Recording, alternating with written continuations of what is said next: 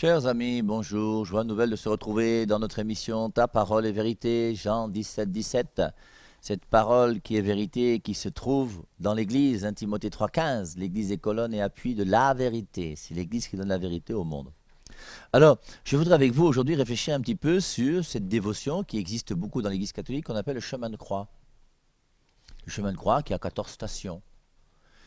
Et qu'on puisse réfléchir simplement et faire comprendre aux non-catholiques que la prière du chemin de croix n'est pas diabolique.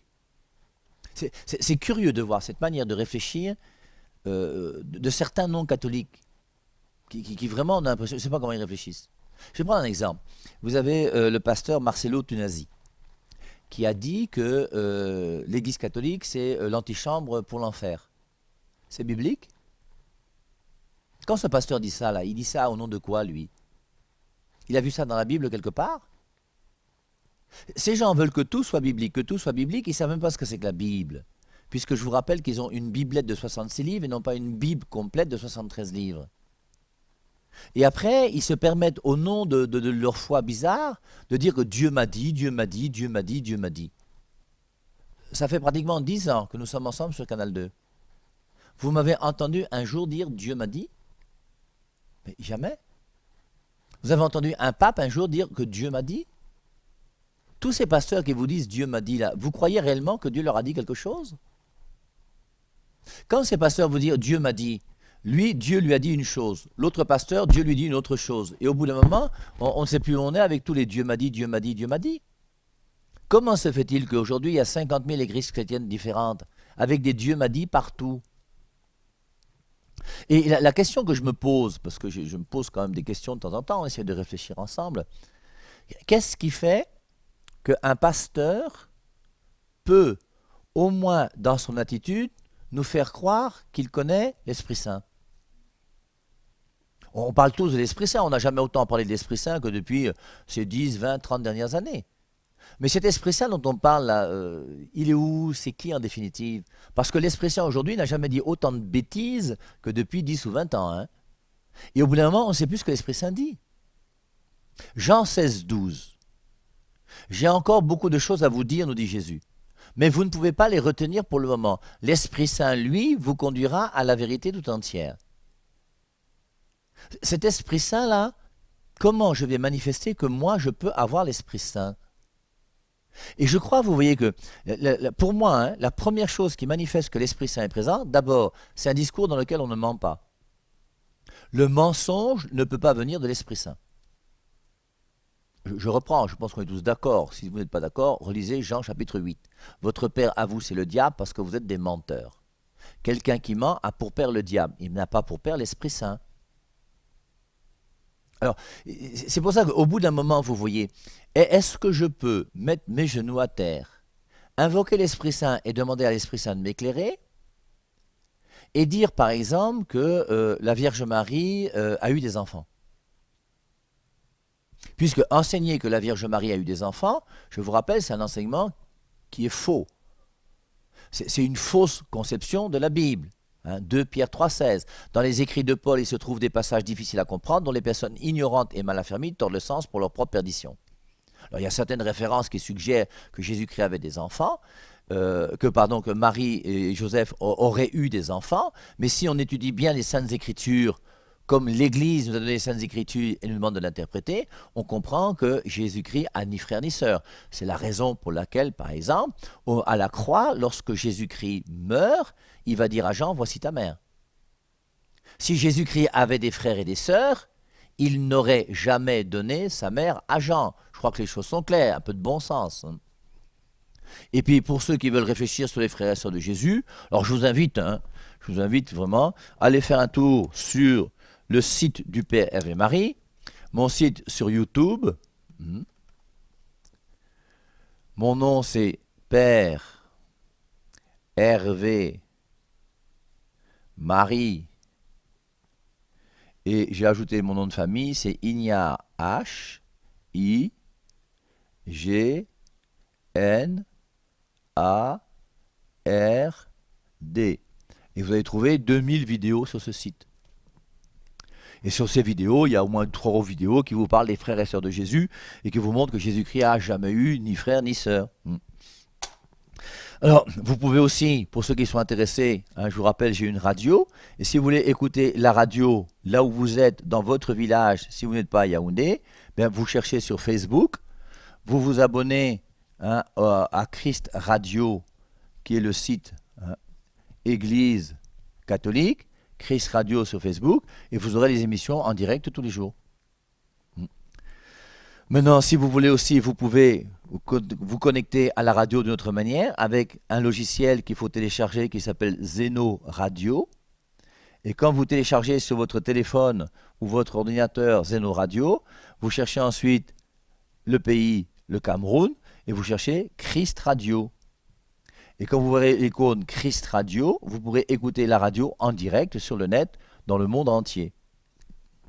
J'en profite aussi pour vous dire que ceux qui trouvent que l'émission du Père et Marie est intéressante, il y a le numéro OM 6 99 85 05 17 ou alors mobile monnaie 6 77 34 66 61 hein, et ça va m'aider si vous me déposez quelque chose de temps en temps.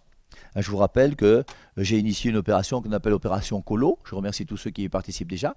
Pour qu'au moins, à la fin du mois, quand vous touchez votre salaire, envoyez quand même 1000 francs au Père et Marie pour qu'il puisse s'en sortir financièrement avec sa radio et ses activités. Alors, nous sommes donc dans cette réflexion sur la vérité et sur l'Esprit Saint.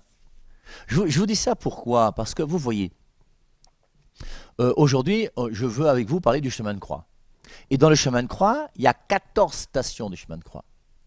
Et dans ces 14 stations du chemin de croix, il y a certaines stations qui ne sont pas bibliques. La première station du chemin de croix, si mes souvenirs sont bons, c'est Ponce Pilate condamne Jésus. Ça, c'est biblique. Je vous rappelle, hein, les évangiles qui nous parlent de la passion de Jésus-Christ, hein, il y en a 4, et on trouve la passion du Christ dans les 4 évangiles, comme on trouve la résurrection dans les 4 évangiles. Et nous avons donc dans Matthieu 2 chapitres qui parlent, Matthieu 26 et 27, qui parlent de la passion du Christ. Matthieu 28, c'est la résurrection. Dans Marc, vous avez le chapitre 14 et 15 qui parlent de la passion, et le chapitre 16, c'est la résurrection. Dans Luc, vous avez le chapitre 22 et 23 qui parlent de l'arrestation, de la passion de Jésus-Christ, et 24, c'est la résurrection. Et dans Jean, vous avez le chapitre 18 et 19 qui vous parlent de la passion de Jésus-Christ, et 20 et 21 qui vous parlent de la résurrection. Donc, dans ces passages de Matthieu, Marc, Luc et Jean, on va trouver donc un passage où il est dit que Ponce Pilate a condamné Jésus. Et on trouve donc, première station du chemin de croix, Jésus-Christ est condamné par Ponce Pilate. C'est biblique. Deuxième station du chemin de croix, Jésus-Christ porte sa croix. C'est biblique. Troisième station du chemin de croix, Jésus-Christ tombe pour la première fois. Ce n'est pas biblique. Et ce n'est pas parce que ce n'est pas biblique que ce n'est pas vrai. Quatrième station du chemin de croix, c'est Jésus-Christ rencontre sa mère. Ce n'est pas biblique. Dans ces 8 chapitres de la passion de Jésus-Christ, il n'y a aucun verset biblique qui montre que Marie était sur le chemin de croix. On trouve Marie uniquement au pied de la croix lorsque Jésus-Christ va mourir. Mais entre nous, mettons les choses au clair, essayons de réfléchir. D'abord, première des choses, vous savez que tout ce que nous croyons n'est pas biblique. C'est Jean chapitre 20, verset 30-31 et Jean chapitre 21, verset 25. Le Christ a fait en présence de ses disciples beaucoup d'autres miracles qui ne sont pas écrits dans ce livre. Si on écrivait tout ce que le Christ a fait, la terre ne suffirait pas à contenir tous les livres qu'on pourrait écrire. Tout ce que le Christ a dit et fait n'est pas écrit. En plus, je vous rappelle qu'il y a même des écrits de Paul qui sont perdus. Prenez l'épître aux Colossiens, chapitre 4, verset 16, et on vous parle d'une épître qu'il a envoyée à Laodicée. Il dit aux Colossiens, dans Colossiens 4, 16, « La lettre que moi, je vous ai envoyée à Colosse, envoyez-la aussi à Laodicée. Et la lettre que j'ai envoyée à Laodicée, lisez-la aussi chez vous à Colosse. Et l'épître aux Laodicéens, elle est où? On n'en sait rien, elle n'existe pas. Il y a 13 épîtres de Paul. Romains, 1 Corinthiens, 2 Corinthiens, Galates, Éphésiens, Philippiens, Colossiens, 1 Thessaloniciens, 2 Thessaloniciens, 1 Timothée, 2 Timothée, Tite et Philémon. Aussi, il y a 13 épîtres de Paul. Et parmi ces 13 épîtres de Paul, il n'y a pas d'épître laodicéen. Nous avons des écrits de Paul qui sont perdus. Et il n'y a pas uniquement l'épître laodicéen, il y en a même d'autres. 1 Corinthiens 5, 9. Passons maintenant à ce que je vous ai écrit. Et quand dans 1 Corinthiens 5, 9, il dit « Passons maintenant à ce que je vous ai écrit », c'est qu'il reconnaît qu'avant la première épître aux Corinthiens, il avait écrit une autre épître. « Passons maintenant à ce que je vous ai écrit ». Elle est où? Elle est perdue. Et c'est pour ça que ma foi ne repose pas premièrement sur la Bible, encore moins sur la Biblette où on a pris 7 livres de la Bible qu'on a jetés à la poubelle, ce qui est quand même grave et que nous devons dénoncer. Parce qu'un tel manque de respect envers les Saintes Écritures, c'est quand même très grave. Il faut mettre les choses au clair. Alors, maintenant vous avez des gens qui vont voir rouge parce que dans le chemin de croix, on va dire que Jésus-Christ est tombé 1 fois, 2 fois, 3 fois. C'est pas biblique. Oui, c'est vrai, c'est pas biblique. 4e station, Marie se retrouve sur le chemin de croix de Jésus. C'est pas biblique. Mais d'après vous, vous pensez que lorsque Jésus-Christ a porté sa croix, Marie était où? Elle était au marché en train de frire les beignets et de vendre les haricots? Vous pensez que si une mère de famille aujourd'hui, on lui dit ici à Yaoundé qu'on a arrêté ton fils, il est dans un commissariat quelque part, vous pensez qu'elle va dormir ce soir avant de faire un tour au commissariat? Elle ne peut pas dormir le soir tant qu'elle n'aura pas fait tous les commissariats pour savoir si son fils n'est pas là-bas. Il n'est pas dit que Marie est allée visiter Jésus-Christ. Jésus-Christ a été arrêté le jeudi soir à Gethsémani. Après le repas, le jeudi soir là, à Gethsémani, après le repas de la Seine, Judas est venu. On a arrêté Jésus. Jésus-Christ a passé le jeudi soir une nuit dans une prison. Et quand on va à Jérusalem, on a la chance de voir un endroit dans lequel il y a une sorte de grand puits qui semblait être une prison. Et on vous montre un treuil avec lequel on attachait les gens pour les faire descendre dans ce puits. Et ensuite, quand ils étaient en bas, ils se détachaient et ils restaient là. Ils ne pouvaient plus monter parce qu'ils étaient enfermés dans ce puits. Et on montre un puits qui semble être le puits dans lequel Jésus-Christ a passé une nuit entière ce jour-là. Pensez-vous que la Vierge Marie n'a pas cherché à rencontrer son fils? Mais Marie a essayé de tout faire. Quand Jean et Pierre sont partis ensemble, après Gethsémani, je vous rappelle qu'il y a 10 apôtres qui ont fui Jésus. Judas est parti se pendre, Pierre est parti pleurer comme une petite fille, et les autres, là, on ne sait pas ce qu'ils ont fait. Il y a 2 qui ont essayé de suivre Jésus, c'est Pierre et Jean. Et lorsque Pierre et Jean vont suivre Jésus, on va rentrer chez le grand prêtre. Quand on rentre chez le grand prêtre, Jean, lui, il se trouve à l'intérieur de la concession. Et Pierre se retrouve dehors. Et pourquoi Pierre se retrouve dehors? Parce que Pierre ne peut pas entrer. Et il ne peut pas entrer pourquoi? Parce qu'on ne le connaît pas. Jean est entré parce qu'on le connaît. Et la maison du grand prêtre est une maison que Jean connaissait. Et c'est pour ça que le gardien l'a laissé entrer. Et c'est Jean qui va aller voir le gardien pour dire au gardien, même le gars qu'on appelle Pierre, là, laisse-le entrer. Et c'est là où il va entrer, il va se réchauffer autour du feu et qui va renier 3 fois Jésus-Christ. Et on voit bien donc que forcément Jean et Pierre vont essayer de suivre Jésus. Avec le reniement, Pierre lui aussi va quitter, mais Jean va rester. Et Jean, on connaît sa relation avec Marie. Et forcément, Marie voulait savoir ce qui est arrivé à Jésus. Et Jean avait le devoir de dire à Marie ce qui est arrivé à son fils.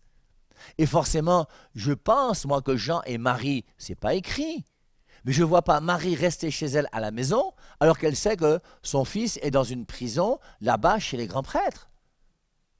Et forcément, comme Jean avait des connaissances, ils ont certainement dû aller essayer de le rencontrer. Et si le commissaire qui était là-bas, je ne sais pas s'il y avait des commissaires à l'époque, mais si le responsable de la prison à l'époque avait un peu de cœur, forcément, il a laissé la maman rencontrer son fils. Mais c'est ce qui se passe dans tous les commissariats ici à Yaoundé, non, à Douala et partout dans le monde entier. Et forcément, lorsque le lendemain, Jésus-Christ va être condamné par Ponce Pilate et que Jésus-Christ va commencer à porter sa croix, il y a plein de curieux qui sont là sur le chemin de croix qui regardent Jésus. Et vous pensez que Marie, elle, devait être ailleurs? Parce que ce n'est pas biblique.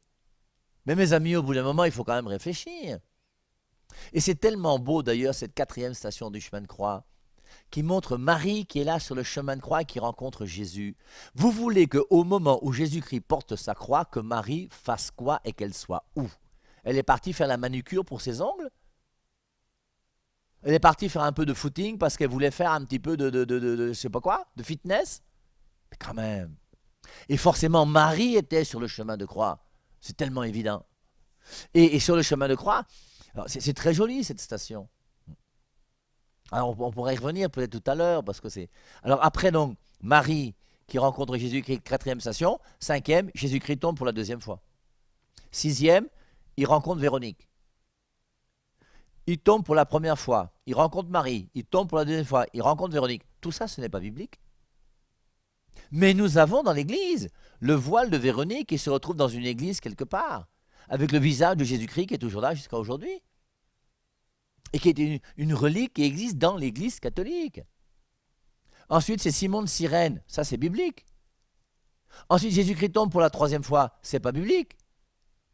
Jésus-Christ rencontre les femmes de Jérusalem, c'est biblique. Mais vous voyez, c'est important de comprendre que ce n'est pas parce que le Je vous salue Marie n'est pas biblique que c'est diabolique. Quand nous récitons Je vous salue Marie, pleine de grâce, le Seigneur est avec vous, c'est la parole que l'ange a dit lui-même à Marie. Si on ne peut pas reprendre la parole d'un ange qui s'adresse à Marie, je ne sais pas ce qu'on va faire. Hein. Je vous salue Marie, pleine de grâce, le Seigneur est avec vous, l'Annonciation. Vous êtes bénie entre toutes les femmes, et Jésus, le fruit de vos entrailles, est béni.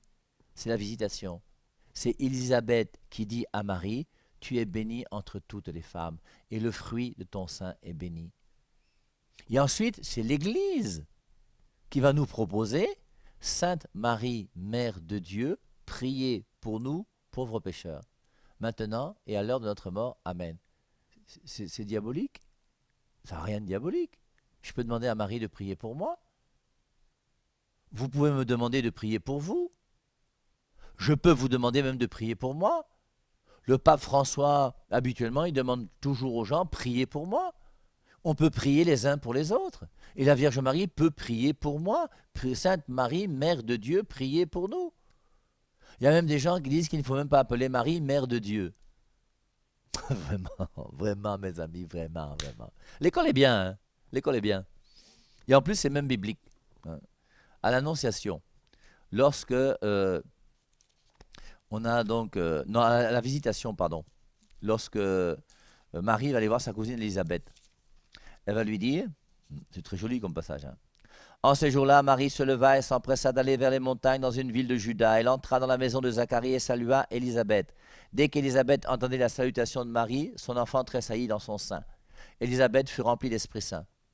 Marie donne l'Esprit Saint. C'est écrit, hein? Je ne fais que lire. Laissez Marie venir chez vous. Elle va vous donner l'Esprit Saint, comme Marie a donné l'Esprit Saint à sa cousine Élisabeth. Maintenant, si vous ne croyez pas aux Saintes Écritures, ce n'est pas mon problème, hein? Et c'est alors, Élisabeth fut remplie d'Esprit Saint et s'écria d'une voix forte, tu es bénie entre les femmes et le fruit de ton sein est béni. Comment m'est-il accordé que la mère de mon Seigneur vienne jusqu'à moi? La mère de qui? La mère de mon Seigneur. Le Seigneur, c'est pas Dieu, c'est même biblique. Alors, tout ça pour vous dire, vous voyez que ce n'est pas parce que dans l'Église catholique, nous récitons le chemin de croix que nous sommes des démons.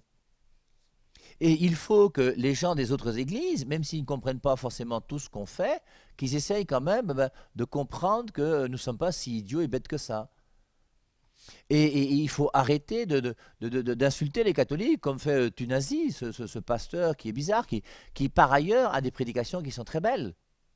Mais qui forcément, lorsqu'il enseigne d'une manière officielle en disant que l'Église catholique c'est l'antichambre pour l'enfer, je suis persuadé que là il n'a pas l'Esprit Saint. Ce n'est pas l'Esprit Saint qui lui fait dire ça, c'est impossible. Et c'est pour ça que je doute quelque part sur la qualité de sa vie spirituelle. Quelqu'un qui vraiment, chaque jour, met ses genoux à terre, chaque matin, chaque soir, et demande à l'Esprit Saint de l'éclairer, ne peut pas affirmer des bêtises comme celles qu'il a affirmées. C'est impossible. Et c'est pour ça, vous voyez, nous les catholiques, nous ne sommes pas des gens qui voulons dénigrer Dieu ou quoi que ce soit. Nous cherchons à comprendre les Saintes Écritures. Et nous cherchons, grâce à notre Église, qui a autorité sur la Bible, à bien comprendre la Bible. Et je vous rappelle que je vous mets au défi de trouver une seule personne sur terre qui puisse montrer un seul verset biblique que nous, les catholiques, nous ne respectons pas. Alors vous prenez toujours les mêmes choses, non? 1 Timothée 2,5, il y a un seul médiateur entre Dieu et les hommes. Alors je veux choquer personne, mais je vais vous dire, il n'y a pas un seul médiateur entre Dieu et les hommes. La Bible dit qu'il y a un seul médiateur. Très bien. Moi, Père de Marie, je vous dis qu'il n'y a pas un seul médiateur. Je ne m'oppose pas à la Bible. Je veux simplement vous faire comprendre qu'en prenant un verset biblique, vous pouvez dire des bêtises. Et enseigner qu'il y a un seul médiateur entre Dieu et les hommes, c'est une bêtise. La preuve, c'est que vous qui regardez l'émission de Canal 2, je suis médiateur entre vous et Dieu. La Bible que je lis, elle est médiatrice entre Dieu et moi. Et la Bible que vous lisez est médiatrice entre Dieu et vous. Jésus lui-même a voulu qu'il y ait des médiateurs. Puisque Jésus-Christ a dit dans Luc 10, 16, il parle aux apôtres et il dit aux apôtres, « Celui qui vous écoute, m'écoute. » Et il a voulu maintenant que par la médiation des apôtres, nous ayons la parole de Dieu. Et les apôtres sont médiateurs pour nous donner la parole de Dieu. Il faut bien lire la Bible, jamais s'arrêter à un seul verset, sinon on devient bête. Prenons un autre exemple. Dans Marc chapitre 2, le paralytique descend du toit. Quand il descend du toit, Jésus-Christ lui dit, tes péchés sont pardonnés. Dans Jean chapitre 20, verset 23, qu'est-ce qu'il dit? Il souffle sur les apôtres et il dit aux apôtres, tous ceux à qui vous remettrez les péchés, ils leur seront remis. Jésus-Christ veut que les apôtres soient médiateurs dans l'ordre de la remise des péchés. Il n'y a pas qu'un seul médiateur entre Dieu et les hommes. Et vous qui dites qu'à cause de 1 Timothée 2,5, il y a un seul médiateur entre Dieu et les hommes, bien acceptez de ne plus jamais lire la Bible. Acceptez de ne plus jamais aller à un culte. Refusez qu'un pasteur vous impose les mains sur la tête, parce qu'il y a un seul médiateur entre Dieu et toi. Soyez logique avec vous-même. C'est tellement idiot et bête, je ne peux pas dire autre chose, que de dire qu'il y a un seul médiateur entre Dieu et les hommes. Alors c'est biblique, oui c'est biblique, mais quel biblique? Parce que 1 Timothée 2,5, il faut le lire avec 1 Timothée 2,6. Et alors on comprend ce que veut dire 1 Timothée 2,5. Dans 1 Timothée 2,5, il y a un seul médiateur entre Dieu et les hommes. Verset 6, qui a donné sa vie en rançon pour la multitude. Le seul médiateur qui est mort pour toi, c'est Jésus. Et là, personne ne discute, nous sommes tous d'accord. Mais ça ne veut pas dire qu'il y a un seul médiateur entre Dieu et les hommes. Quand une mère de famille apprend à un enfant à dire Jésus, elle est médiatrice entre Dieu et son enfant. C'est pour ça qu'au bout d'un moment, vous voyez, si je veux comprendre les Saintes Écritures, que j'accepte de prendre un peu de recul, et que j'accepte de réfléchir sur ce que disent les Saintes Écritures. Je vais prendre un autre exemple. Les gens vous disent que Marie n'est pas Immaculée Conception à cause d'un verset biblique, c'est Romains 3, 23. Tous ont péché et sont privés de la gloire de Dieu. C'est vrai, c'est écrit, Romains 3, 23. Tous ont péché et sont privés de la gloire de Dieu. Et moi, je dis que Marie est Immaculée Conception. Pourquoi? Je refuse la Bible? Absolument pas. Parce qu'il faut comprendre qu'un verset biblique, je prends un autre, Hébreux 9, 27. Il est réservé à l'homme de mourir une seule fois. Après quoi vient le jugement? C'est vrai? C'est pas vrai pour tout le monde. C'est vrai d'une manière générale. Hébreux 9, 27. Il est réservé à l'homme de mourir une seule fois. Après quoi vient le jugement? Mais je prends l'exemple d'une personne pour qui ce verset est faux. C'est Lazare. Puisque Lazare est mort une première fois, Jésus-Christ l'a ressuscité, il est mort une deuxième fois. Et tous ceux qui ont été ressuscités dans Matthieu chapitre 27 lorsque le Christ est mort, bien forcément, sont des gens qui sont remords. Et dans Romains 3, 23, tous ont péché et sont privés de la gloire de Dieu. C'est vrai pour tout le monde, mais sauf pour un cas exceptionnel. Comme Hébreux 9, 27 est vrai pour tout le monde, sauf pour Lazare. Et soyons suffisamment ouverts pour essayer de comprendre l'esprit des Saintes Écritures. C'est très important, hein. Sinon après vous voyez, on a toutes ces guerres de versets bibliques qui existent aujourd'hui et qui fait que n'importe qui pense n'importe quoi. 4e station du chemin de croix, Jésus-Christ rencontre sa mère. Et forcément, qu'est-ce que Marie va dire à Jésus? Je pense qu'ils ne se sont rien dit. Et Jésus-Christ voit sa mère, il est heureux de voir sa mère, parce qu'il voit quelqu'un qui est fidèle. Les apôtres ont tous fui. Pierre a renié, Judas a trahi, sa mère est là. Et sa mère le réconforte. Et sa mère lui fait comprendre que j'irai jusqu'au bout. Marie a dû se rappeler ces paroles que Jésus-Christ lui a dites lorsqu'il avait 12 ans au temple. Ne sais-tu pas qu'il faut que je sois aux affaires de mon Père? Et Marie a gardé cette parole dans son cœur. Et elle sait que Jésus-Christ, en portant sa croix, est aux affaires de son Père. Et qu'elle ne peut pas faire autre chose que d'accepter de continuer à suivre Jésus jusqu'au bout, même si elle doit souffrir. Et Jésus-Christ souffre de voir sa mère souffrir. Mais il est heureux de voir sa mère qui est là, proche de lui. Et la dernière station que je vais commenter avec vous, c'est la 8e station, les femmes de Jérusalem. Jésus-Christ dit à ces femmes, il porte sa croix, il est couronné d'épines. Simon de Cyrène l'aide. Il rencontre ces femmes et il dit à ces femmes, ne pleurez pas sur moi, pleurez sur vous et vos enfants. Toi-même, tu aurais dit ça. Hein? Moi, si j'avais été à la place de Jésus, j'allais dire aux femmes, là, pleurez. Pas ce que vous faites là, pleurez. Regardez ma couronne d'épines, pleurez. Regardez comment on m'a flagellé, pleurez. Oh, j'aurais des clous dans les mains tout à l'heure, pleurez. Pleurez. Jésus-Christ dit pas ça. Ne pleurez pas sur moi. Il n'a pas peur de sa mort. Il souffre, c'est vrai, mais c'est le moyen de nous sauver. Et il est venu sur terre pour nous sauver. C'est pour ça qu'il est venu. Et il est heureux de mourir pour nous. Et il sait que s'il ne meurt pas pour nous, nous ne serons pas sauvés. Donc ne pleurez pas sur moi. Moi, je vais à la croix. Et en allant à la croix, je fais ce que Dieu me demande de faire. Et je fais la volonté de Dieu. Ne pleurez pas sur moi. Mais si vous voulez pleurer, pleurez sur vous et vos enfants. Et vous et vos enfants, c'est qui? C'est toi qui sais que Jésus-Christ existe, mais qui ne veut pas te marier à l'église. C'est toi qui sais que Jésus-Christ existe, mais qui va toujours chez les marabouts. C'est toi qui vis dans la fornication, c'est toi qui es perviable, c'est toi qui... Ne pleurez pas sur moi, pleurez sur vous et vos enfants. Loué soit Jésus-Christ, et à dimanche prochain.